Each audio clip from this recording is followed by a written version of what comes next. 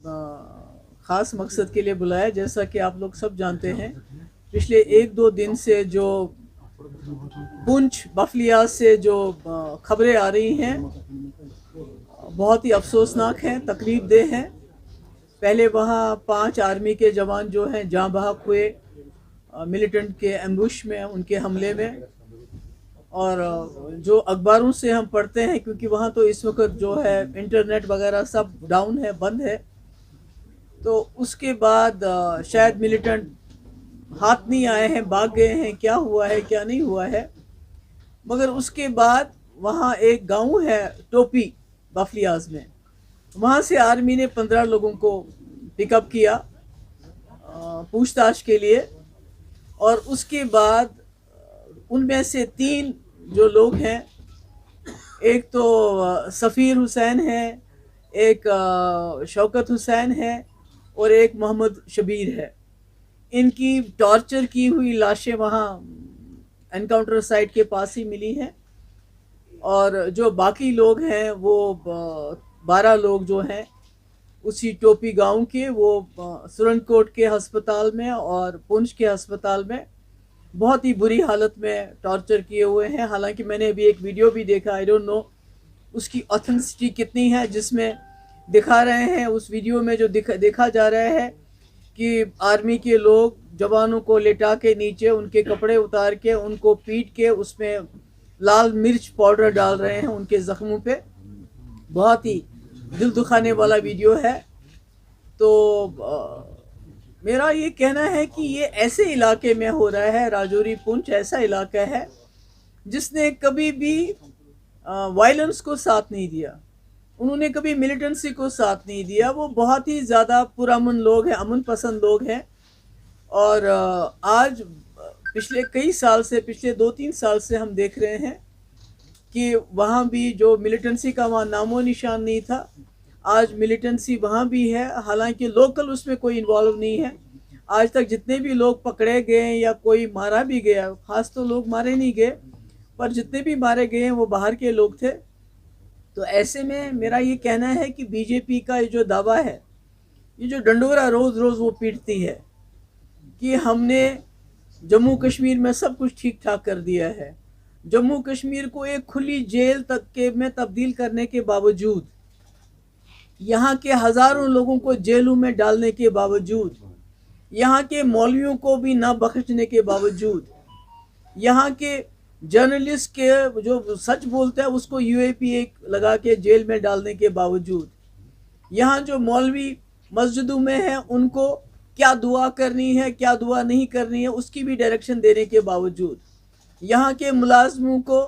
कि भाई आप मुंह बंद रखो, अगर आपका कोई भी प्रॉब्लम है उसकी बात मत करो, उसके बावजूद लोगों को नौकरियां से निकालने से बावजूद, जम्मू कश्मीर के बिलखुसूस वादी कश्मीर के लोगों का जीना हराम करने के बावजूद, आज राजौरी पुंछ में पिछले 3 साल से आपने देखा, जवान से लेके मेजर हो, कैप्टन हो, कर्नल हो या उससे भी ऊंचा कोई अफसर हो, वो जाँ बहक हुए हैं। और अपनी नाकामी छुपाने के लिए बीजेपी की जो सरकार की, अगर किसी और सरकार में ये होता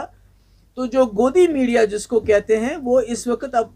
उस वक्त की सरकार से ये सवाल पूछता कि ये क्यों हुआ। मगर आज बजाय सवाल पूछने के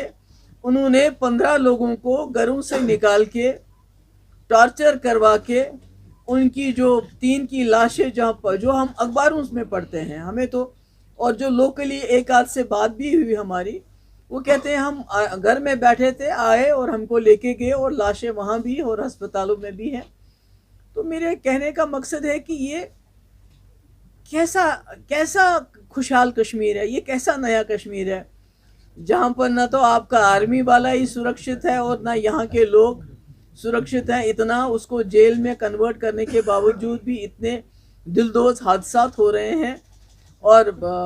ऊपर से ये डंडोरा पीटते हैं या सब ठीक ठाक है। और इसकी एक बड़ी वजह ये भी है कि जो अमशीपोरा में एनकाउंटर हुआ, जहाँ 3 राजौरी के जो नौजवान हैं उनको फेक एनकाउंटर में मारा गया, आर्मी कोर्ट ने फैसला दिया, मुजरिम को सज़ा दी और सिविल कोर्ट ने उस सज़ा को फेर दिया और उस मुलजिम को रिहाई कर दी। तो कहीं ना कहीं वो मैसेज भी शायद فورسز میں چلا گیا کہ اگر ہم کچھ بھی کر لیں، فیک انکاؤنٹر کریں، ٹارچر کریں، کچھ بھی کریں، تو شاید دنیا کی کوئی عدالت، کیونکہ جب آپ آرمی نے جو فیصلہ دیا اس کو بھی